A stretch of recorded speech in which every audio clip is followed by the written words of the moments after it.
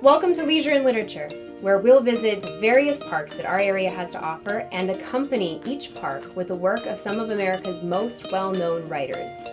Today, we'll begin our reading of Henry David Thoreau's Walden. Walden, first published in 1854 as Walden, or Life in the Woods, is a book by American writer Henry David Thoreau. The text is a reflection upon simple living in natural surroundings. The work is part personal declaration of independence, social experiment, voyage of spiritual discovery, satire, and to some degree a manual for self-reliance. Walden details Thoreau's experiences over the course of 2 years, 2 months, and 2 days in a cabin he built near Walden Pond amidst woodland near Concord, Massachusetts. Thoreau's experience later inspired Walden, in which he compresses the time into a single calendar year and uses passages of 4 seasons to symbolize human development. By immersing himself in nature, Thoreau hoped to gain a more objective understanding of society through personal introspection. Simple living and self-sufficiency were Thoreau's other goals, and the whole project was inspired by transcendentalist philosophy, a central theme of the American Romantic period. When I wrote the following pages, or rather the bulk of them, I lived alone, in the woods, a mile from any neighbor, in a house which I had built myself, on the shore of Walden Pond in Concord, Massachusetts, and earned my living by the labor of my hands only. I lived there 2 years and 2 months. At present, I am a sojourner in civilized life again. I should not obtrude my affairs so much on the notice of my readers if very particular inquiries had not been made by my townsmen concerning my mode of life, which some would call impertinent, though they do not appear to me at all impertinent, but considering the circumstances, very natural and pertinent.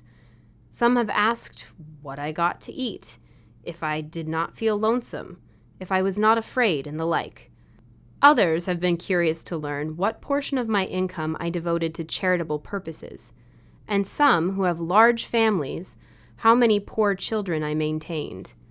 I will therefore ask those of my readers who feel no particular interest in me to pardon me if I undertake to answer some of these questions in this book. In most books, the I, or first person, is omitted. In this, it will be retained, that in respect to egotism, it is the main difference. We commonly do not remember that it is, after all, always the first person that is speaking. I should not talk so much about myself if there were anybody else whom I knew as well. Unfortunately, I am confined to this theme by the narrowness of my experience. Moreover, I, on my side, require of every writer, first or last, a simple and sincere account of his own life, and not merely what he has heard of other men's lives. Some such account as he would send to his kindred from a distant land, for if he has lived sincerely, it must have been a distant land to me. Perhaps these pages are more particularly addressed to poor students. As for the rest of my readers, they will accept such portions as apply to them. I trust that none will stretch the seams in putting on the coat, for it may do good service to him who it fits. I would fain say something, not so much concerning the Chinese and Sandwich Islanders as you who read these pages, who are said to live in New England. Something about your condition, especially your outward condition or circumstances in this world, in this town, what it is, whether it is necessary that it be as bad as it is, whether it cannot be improved as well as not. I have traveled a good deal in Concord, and everywhere in shops and offices and fields the inhabitants have appeared to me to be doing penance in 1,000 remarkable ways. What I have heard of Brahmins sitting exposed to 4 fires and looking in the face of the sun, or hanging suspended with their heads downward over flames, or looking at the heavens over their shoulders until it becomes impossible for them to resume their natural position, while from the twist of the neck nothing but liquids can pass into the stomach, or dwelling chained for life at the foot of a tree, or measuring with their bodies like caterpillars the breadth of vast empires, or standing on one leg on the tops of pillars. Even these forms of conscious penance are hardly more incredible and astonishing than scenes which I daily witness. The 12 labors of Hercules were trifling in comparison with those which my neighbors have undertaken, for they were only 12 and had an end. But I could never see that these men slew or captured any monster or finished any labor. They have no friend Iolas to burn with a hot iron the root of the Hydra's head, but as soon as one head is crushed, 2 spring up. I see young men, my townsmen, whose misfortune it is to have inherited farms, houses, barns, cattle, and farming tools, for these are more easily acquired than got rid of. Better if they had been born in the open pasture and suckled by a wolf, that they might have seen with clearer eyes what field they were called to labor in. Who made them serfs of the soil? Why should they eat their 60 acres, when man is condemned to eat only his peck of dirt? Why should they begin digging their graves as soon as they are born? They have got to live a man's life, pushing all these things before them and get on as well as they can. How many a poor immortal soul have I met well nigh crushed and smothered under its load, creeping down the road of life, pushing before it a barn 75 feet by 40, its Augean stables never cleansed, and 100 acres of land, tillage, mowing, pasture, and woodlot. The portionless, who struggle with no unnecessary inherited encumbrances, find it labor enough to subdue and cultivate a few cubic feet of flesh. But men labor under a mistake. The better part of man is soon plowed into the soil for compost. By a seeming fate, commonly called necessity, they are employed, as it says in an old book, laying up treasures, which moth and rust will corrupt, and thieves break through and steal. It is a fool's life, as they will find when they get to the end of it, if not before. It is said that Deucalion and Pyrrha created man by throwing stones over their heads behind them. Indigenos durum sumus experiensque laborum, et documenta damus quasimos origina nati. Or, as Raleigh rhymes it in his sonorous way, from thence our kind hard-hearted is, enduring pain and care, approving that our bodies of a stony nature are. So much for blind obedience to a blundering oracle, throwing stones over their heads behind them and not seeing where they fell. Most men, even in this comparatively free country, through mere ignorance and mistake, are so occupied with the fictitious cares and superfluously coarse labors of life that its finer fruits cannot be plucked by them. Their fingers, from excessive toil, are too clumsy and tremble too much for that. Actually, the laboring man has not leisure for true integrity day by day. He cannot afford to sustain the manliest relations to men. His labor would be depreciated in the market. He has no time to be anything but a machine. How can he remember well his ignorance, which his growth requires, who has so often to use his knowledge? We should feed and clothe him graciously sometimes, and recruit him with our cordials before we judge of him. The finest qualities of nature, like in the bloom on fruits, can be preserved only by the most delicate handling. Yet we do not treat ourselves nor one another thus tenderly. Some of you, we all know, are poor, find it hard to live, are sometimes, as it were, gasping for breath. I have no doubt that some of you who read this book are unable to pay for all the dinners which you have actually eaten, or for the coats and shoes which are fast wearing or already worn out, and have come to this page to spend borrowed or stolen time, robbing your creditors of an hour.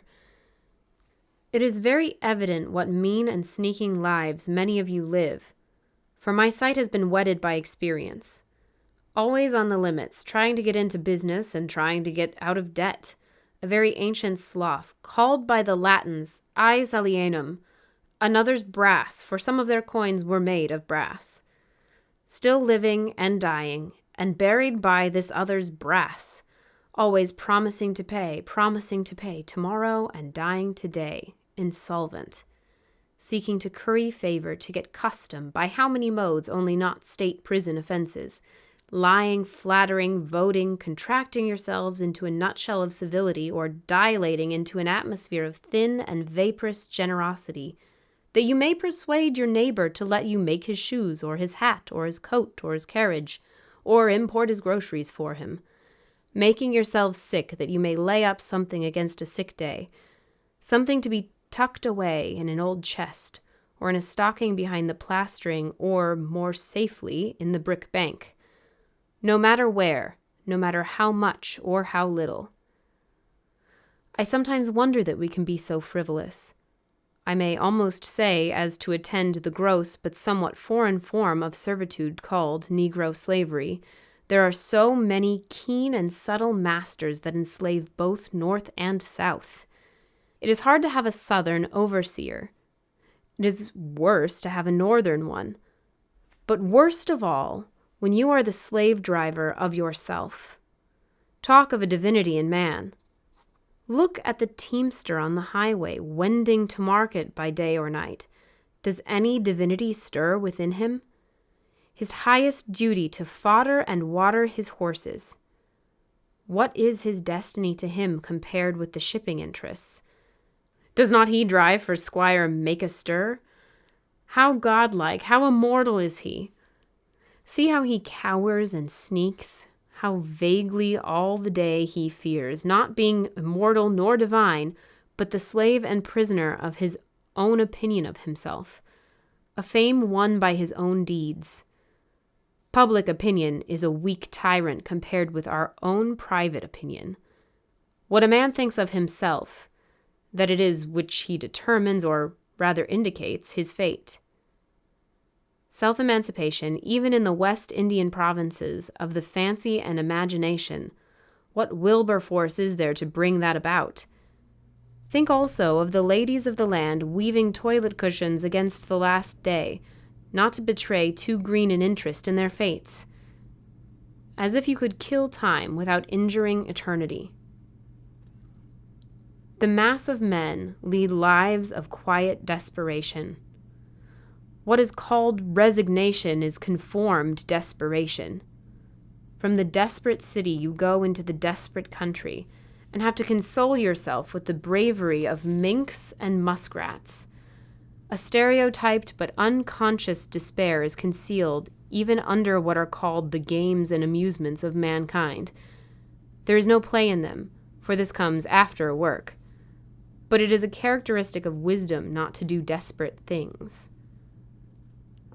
When we consider what, to use the words of the Catechism, is the chief end of man, and what are the true necessities and means of life, it appears as if men had deliberately chosen the common mode of living because they preferred it to any other. Yet they honestly think there is no choice left. But alert and healthy natures remember that the sun rose clear. It is never too late to give up our prejudices. No way of thinking or doing, however ancient, can be trusted without proof. What everybody echoes or in silence passes by as true today may turn out to be falsehood tomorrow, mere smoke of opinion, which some had trusted for a cloud that would sprinkle fertilizing rain on their fields. We might try our lives by 1,000 simple tests. As, for instance, that same sun which ripens my beans illumines at once a system of earth like ours. If I had remembered this, it would have prevented some mistakes. This was not the light in which I hoed them. The stars are the apexes of what wonderful triangles. What distant and different beings in the various mansions of the universe are contemplating the same one at the same moment. Nature and human life are as various as our several constitutions. Who shall say what prospect life offers to another? Could a greater miracle take place than for us to look through each other's eyes for an instant? We should live in all the ages of the world in an hour, aye, in all the worlds of the ages. History, poetry, mythology. I know of no reading of another's experience so startling and informing as this would be. Join me again soon where we'll explore another local park and continue our reading of Walden. Until next time!